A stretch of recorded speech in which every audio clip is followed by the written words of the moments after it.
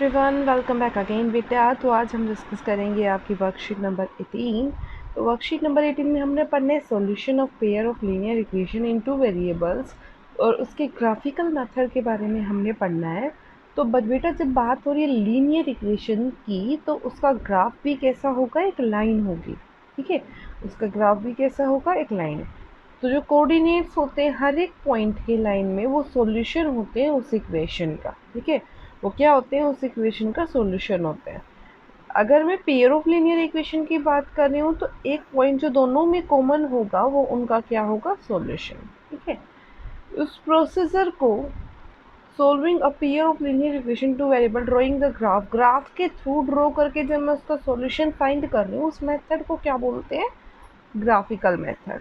ठीक है, to find the solution of pair of linear equation, मान लो आपके पास दो इक्वेशंस है, किस टाइप की, a1x plus b1y plus c1 is equal to 0, a2x plus b2y plus c2 is equal to 0। तो जब हम उनका ग्राफ प्लॉट करेंगे तो ध्यान से देखना, पहले केस में क्या होगा कि वो ग्राफ ऐसे किसी एक पॉइंट पर मीट होगा। जब किसी एक पॉइंट पर मीट होता है तो उसको क्या बोलेंगे, इंटरसेक्टिंग लाइन। और जिसका एक ही पॉइंट कॉमन है और उसके सॉल्यूशन भी कितने होंगे, वन ही होंगे।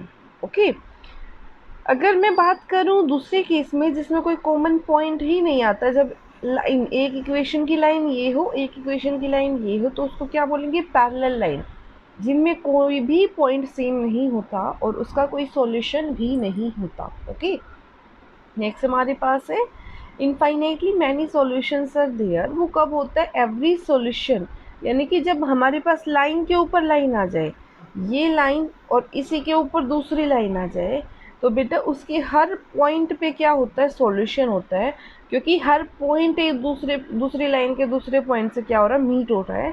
तो वहाँ पे क्या हो जाएगा बेटा, कोइंसिडेंट लाइन, और उसको हम बोलेंगे infinitely many solutions are there. वहाँ पे हर पॉइंट पे क्या है, सॉल्यूशन। ओके, अब देखो यहाँ से पढ़ते हैं, जैसे ये दिया हुआ है, अब जिस पॉइंट पे ये मिल रही हैं, पहले तो हमने x की वैल्यू निकाली, इस वाली इक्वेशन में अपनी तरफ से x की वैल्यू पुट की 0, तो y की वैल्यू कितनी आ गई 1।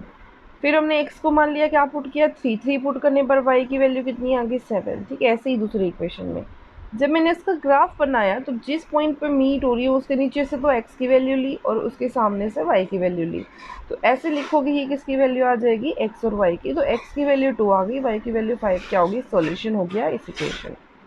Okay, if line represented by a pair of linear equation in two variables are parallel to each other then they have no solution। अगर parallel की बात होगी तो उसमें कोई भी solution नहीं होगा और इसको हम बोलेंगे inconsistent।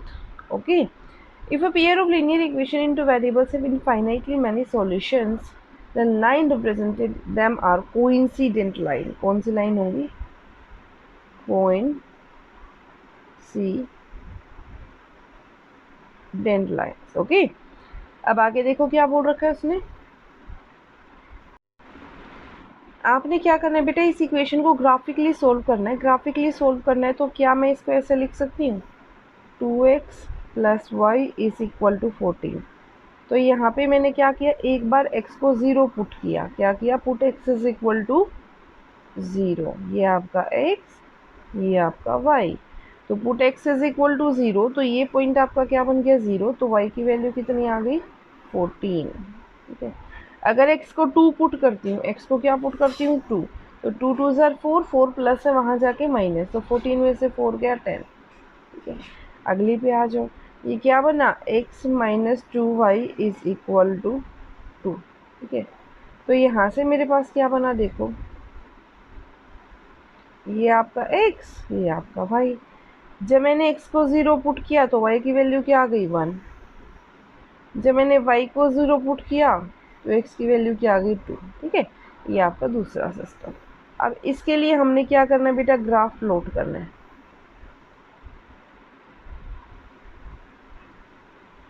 ठीक है, ये आपका ओरिजिन, ये 1 2 3 4 5 6 7 8 9 10 11 12 ऐसे ही, माइनस 1 2 3 4 5 6 7 8 ये तुम्हारा एक्स एक्सिस और ये वाई एक्सिस। अब देखो सबसे पहला पॉइंट क्या है, x0 तो y 14, x0 तो y 14, तो y को मैं आगे बढ़ा देती हूँ, तो ये बन गया 8 9 10, मान लो ये तुम्हारा 14 ये वाला पॉइंट है। आगे देखो क्या बोला है, x2 तो y 10, x2 ये वाला 2 और y 10 ये वाला पॉइंट, इसको इससे क्या कर दो, मिला दो।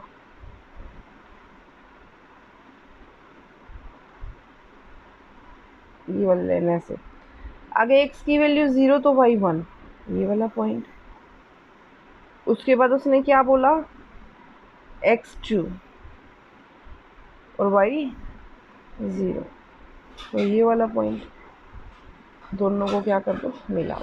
ठीक है, तो ये बन गया आपका ग्राफ। ठीक है, अब आगे देखो, अगले वाले में भी हमने ग्राफ लोड करना है, देखो ध्यान से।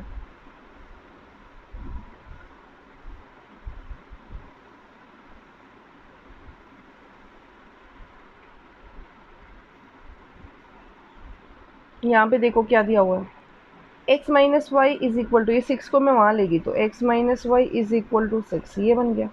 अब देखो ऐसे x y, x 0 तो y की वैल्यू कितनी आ गई, -6। अगर y 0 तो x की वैल्यू कितनी आ गई, 6। दूसरे के लिए क्या आ जाएगी, देखो ध्यान से, यहाँ x यहाँ y। ठीक है, x को अगर मैं 0 पुट कर रही हूँ तो y की वैल्यू कितनी आ गई, यहाँ से 1।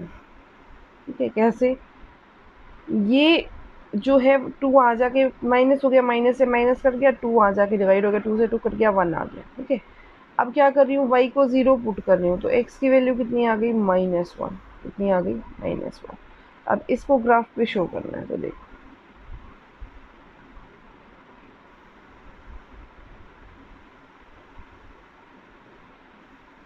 1 2 3 4 5 6, -1 -2 -3 -4 -5 और ये -6, 1 2 3 4 5, ये आपका x, ये -1 -2 -3 -4, ये आपका x डैश, ये y ना y डैश।